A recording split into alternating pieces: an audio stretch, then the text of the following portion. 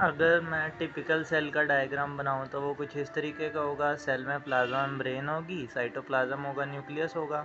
Cytoplasm के अंदर ऐसे सेल ऑर्गेनेली होएगी, न्यूक्लियस के अंदर न्यूक्लियोलस होएगा और ऐसे जेनेटिक मटेरियल होएगा। इसको क्रोमैटिन कह देते हैं।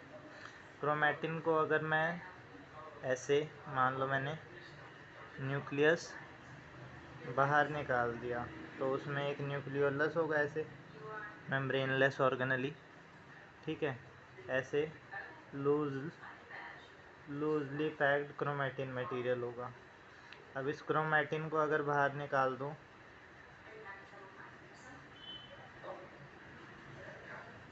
कुछ इस तरीके से क्रोमैटिन होगा।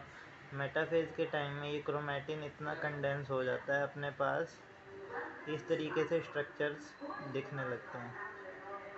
इन्हीं को हम क्या कह देते हैं, क्रोमोसोम्स। तो क्रोमोसोम्स अपने पास कितने पेयर बनेंगे, अगर ह्यूमंस में बात करो तो 23 पेयर्स बाहर आ जाएंगे। एक पेयर ये हो गया, फिर इससे थोड़ा सा छोटा हो जाता है। क्रोमोसोम नंबर 1 लार्जेस्ट होता है, फिर साइज डिक्रीज करता चला जाता है, ठीक है। इस तरीके से ये मान लो ये फर्स्ट पेयर हो गया, ये सेकंड पेयर हो गया, ये थर्ड पेयर हो गया, ठीक है। इस तरीके से 23 हो जाएंगे, 23rd। अब मैं क्या कह रहा हूँ, इस तरीके से अपने पास 23 पेयर हैं, तो इनकी जब सेग्रीगेशन होगी, जिसको हम सेग्रीगेशन ऑफ क्रोमोसोम्स बोलेंगे, फर्स्ट पेयर जैसे मर्जी सेग्रीगेट कर रहा है, चाहे कर रहा है या नहीं कर रहा है, वो इसके सेग्रीगेशन के इंडिपेंडेंट होगा। मान लो ये ज़रूरी नहीं है कि फर्स्ट सेग्रीगेट कर रहा है तो सेकंड भी सेग्रीगेट करेगा, या ये नहीं कर रहा है तो ये भी नहीं करेगा। ये होना हो, इसका होना इस बात पे डिपेंड नहीं करेगा कि इसके साथ क्या हो रहा है। तो ये क्या हो गया, independent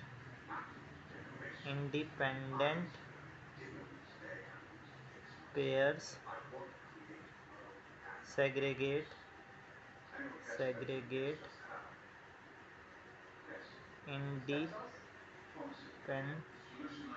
independently of each other.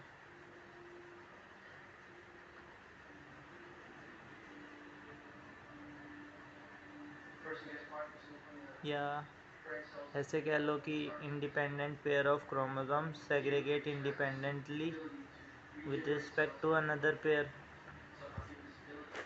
अगर अब हम जीन्स की बात करें, होमोलोगस पेयर ऑफ क्रोमोसोम पकड़ लो, ये होते हैं homologous pair of chromosome which are identical in all the respect. Length of chromatid हो गई, पोजीशन ऑफ सेंट्रोमियर हो गए, या इनके द्वारा कंट्रोल किए गए कैरेक्टर सेम लोकस पे होते हैं। मान लो यहाँ पे आई कलर का कैरेक्टर है इस क्रोमोसोम के इस आर्म पे, तो दूसरे होमोलोगस क्रोमोसोम की इसी आर्म पे आई का कैरेक्टर होगा।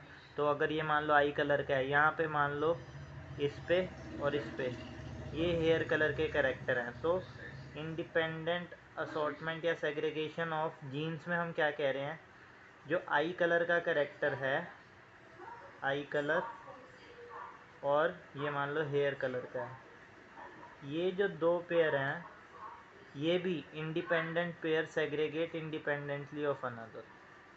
इंडिपेंडेंट क्रोमोसोम्स में उन्होंने क्या बोल रखा है, जो एनसीईआरटी में लाइन लिखी है, उन्होंने लिखा है वन पेयर, उन्होंने ये चीज़ ना लिख के one pair segregate independently of another pair, कि भाई ये जो पेयर है, ये वाला पेयर, इसका इससे कुछ लेना देना नहीं है।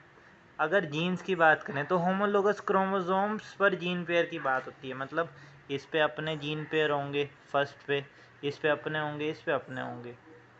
अब मैंने एक पेयर पकड़ लिया, मैंने कहा कि ये मान लो आई कलर का है, ये हेयर कलर का है, तो जब जीन्स की सेग्रीगेशन होती है at the time of gamete formation, ये अलग हो जाएगा, ये अलग हो गया, तो पेयर सेपरेट हो गए। हम कह रहे हैं ये और ये जो पेयर बना रहे थे ये सेग्रीगेट होंगे या नहीं होंगे, और ये वाला जो पेयर बना रहे थे ये सेग्रीगेट होंगे या नहीं होंगे। ये एक दूसरे के इंडिपेंडेंट है, कि भाई आपस में डिपेंड नहीं करेगा ये होगा कि नहीं होगा, उससे कोई मतलब नहीं है एक दूसरे से। तो इसमें लिखते हैं इंडिपेंडेंट पेयर्स सेग्रीगेट independently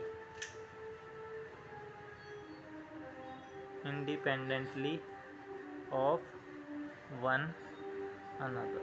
बाकी अब कुछ नहीं क्लियर होता मैं रिकॉर्डिंग में भेजता हूँ।